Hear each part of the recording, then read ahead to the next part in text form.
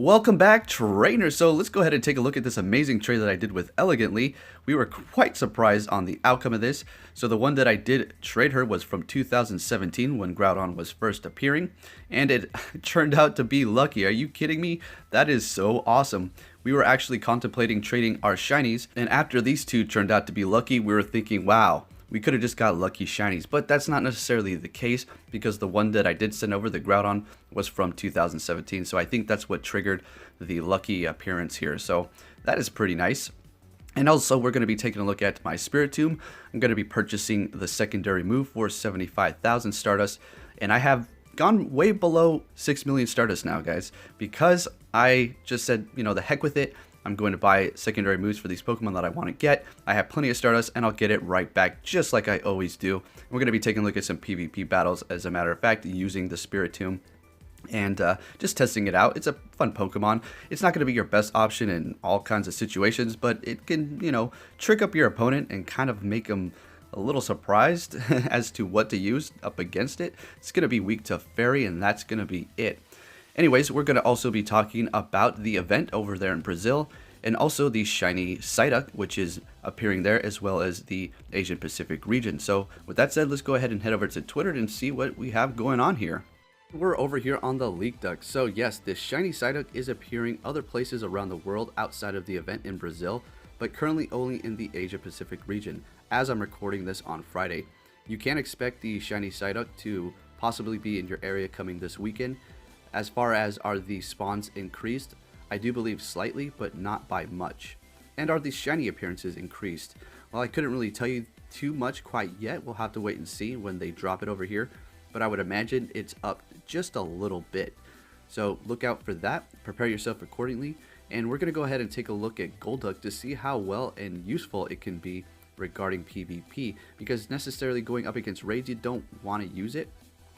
Maybe gyms, I suppose, because Golduck is a fairly tanky Pokemon and it has a decent moveset. So let's go ahead and take a look at that and see what we have going on for the shiny Golduck. Alrighty, so we're over here on the Go Hub to take a look at Golduck itself. Now, the reason why I said it had a good moveset is because it does carry Water Gun and Ice Beam, which can be fairly useful in PvP. Water Gun does a lot of damage. It's quite OP, so that is something it has going for it as well.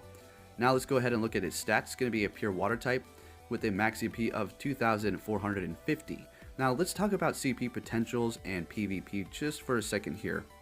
So say you have a Mawile in the Great League, as well as Medicham, things like that that can completely max out and still be participating within that league are going to be one of your best options to go with. So for Golduck here, it's going to be performing just great in the Ultra League with a max CP of 2,450. It's not going to be going over, so you can completely max it out so it will reach its peak potential for that specific league.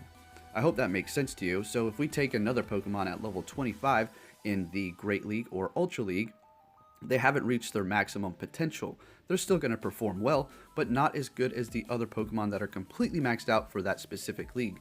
Another Pokemon in specific is going to be Medicham. That thing is just amazing. Completely maxed out for the Great League. It's going to be able to take hits and outperform a lot of Pokemon because, well, it has a level 40. That said, let's go ahead and continue. It's going to have an attack of 191, defense 162, and stamina 190. Is this going to be something you really want to power up? I wouldn't say so. Maybe if you caught one at a high CP and you just evolved it, and it was sitting like at around 23, maybe hit the power up a couple of times, and you'll be good to go. But as far as investing Stardust, I wouldn't really do that. But hey, if you like this Pokemon, feel free to do what you like. It's going to be a pure water type, weak to electric, grass, resisting fire, ice, steel, and water.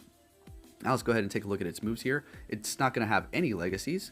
The quick moves are going to be Water Gun and Confusion. That Confusion can help you in certain situations, going up against Toxicroak or possibly even a Venusaur doing super effective damage. That Toxicroak is going to go down fairly quick getting hit by Confusion. Then you have Water Gun, a very nice quick water move, which doesn't necessarily have the best energy game, but it's not the worst either. And then for the charge moves, we have Hydro Pump, which is not really ideal for PvP whatsoever. It takes too long, and you're sitting out there too vulnerable. Psychic is decent, and Ice Beam is going to give you coverage as well against dragons and grass and possibly flying types. So Golduck is looking okay. If you want to give it a shot, I definitely will. I'll try to get some PvP battles with this in the future so you can see the performance of it.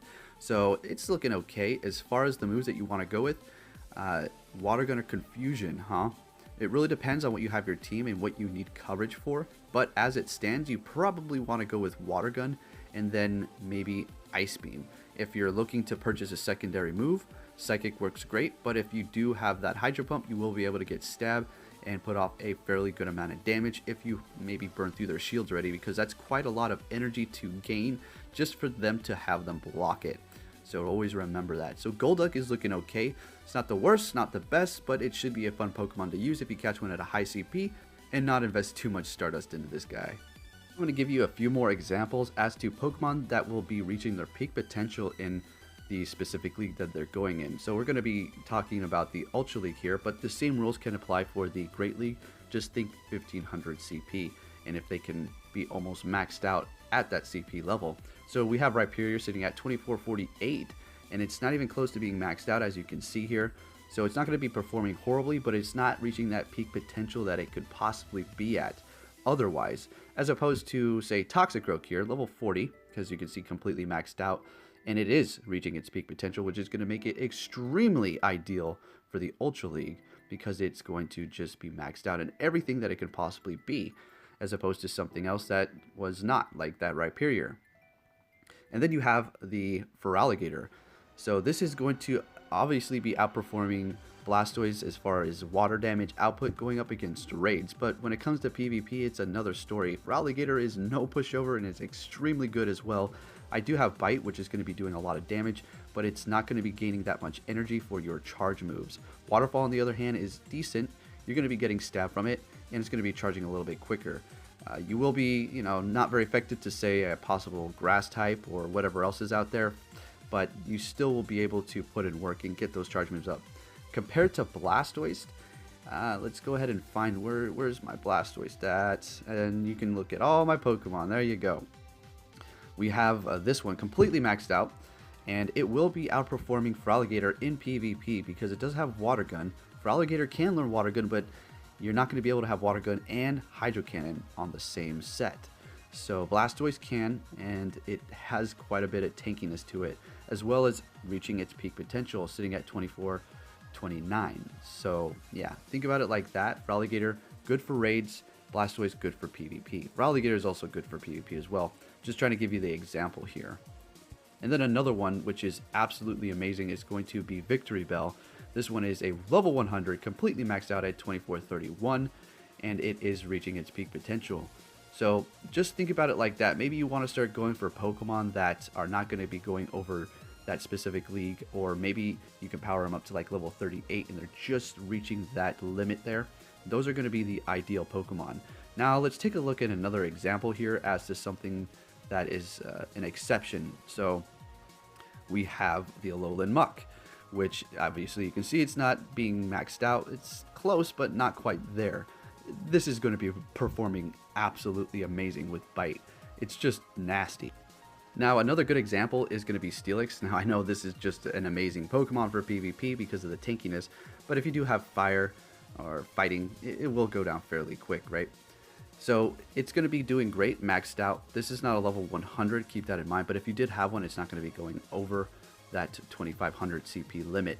So things like this that you should be thinking about that can completely max out for that league. And then of course you have exceptions like Tentacruel here. I maxed this one out back in the day, not for PvP or anything. I just wanted to have one powered up, and it still has a few more power-ups to go. And I did purchase a secondary move. How do I like it? I mean, it's good. If I'm not fighting people that are just using all Community Day Pokemon, then it should be okay. And then you also have Drapion. This is another fantastic Pokemon with Infestation. It's going to be charging up its moves extremely quick with that high energy gain. Bug move. I'm telling you what, give it a shot and you'll see. I invested quite a bit, as you can see. No wonder my Stardust is gone, right? Then if we go down here to, let's see, I have the Skunk Tank. I did that. Buizel is actually another great one. I haven't been able to power it up anymore because I don't have candies, and I'm definitely not going to put rare candies into it currently. I'll just go out there and do some raids. Gosh, that animation, man, is hilarious. So yeah, Buizel, pretty good as well.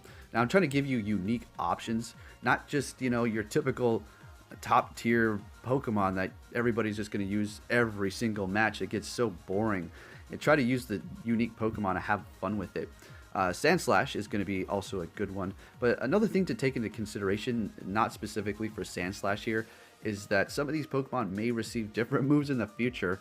But yeah, you're going to have to maybe power up another one to get that potential better move, right? So just food for thought. We've been over that before. But, you know, we're in the now, so you might as well just power up some of the Pokemon that you just like to use, and whenever they get their newer move, we'll make another one, I suppose. You know how it goes. Can't TM them. And then we have the Spiritomb here. Quite the investment. I put in rare candies to buy that secondary move, and was it worth it? I mean, it's not going to help me take the win every time or anything like that. It's just another one of those fun Pokemon. If you don't mind, like, losing, or, you know, you win sometimes, you just like to use unique Pokemon just to see how they perform for the fun aspect, then this is another cool Pokemon to use. I don't highly recommend that you go and invest in one of these. It's only if you really like this Pokemon, and I personally do. So you can get walled because that Sucker Punch isn't really doing much damage. Yes, the Ghost moves will be helping you, but going up against, say, a normal type Pokemon, say Snorlax, you're going to be in a whole lot of trouble with this thing for sure. And another fun option is going to be the Alolan Raichu, because Spark is a really good quick move for PvP. It does have good energy gain. Wild Charge doesn't take much energy to get up there, as well as Psychic. They charge about the same. So yeah, made the investment in that and used it a few times, and it works good. I like it. I enjoy it. Like I said before, some of these Pokemon are not going to help you take the win every single time, but if you're going up against somebody else who's actually using unique Pokemon, then you should have a fun battle with it. Alrighty trainers, so with that said, I hope you liked those suggestions. Not going to be your best, not the worst options out there, just something fun to think about. Now don't go invest all the Stardust into these Pokemon, and if they don't perform as you thought they would, you're going to be disappointed. It's just going to be something that you want to use just for fun, right? Now, we can look forward to that shiny Golduck coming this weekend. Going to be very soon. Hopefully you can get one of those. If you enjoyed this video, please give it a big thumbs up. You guys let me know that you wanted to see gym battles again and the raids, so I will be bringing those back very soon. Keep an eye out for that, and I'll be catching you all next time. Take care.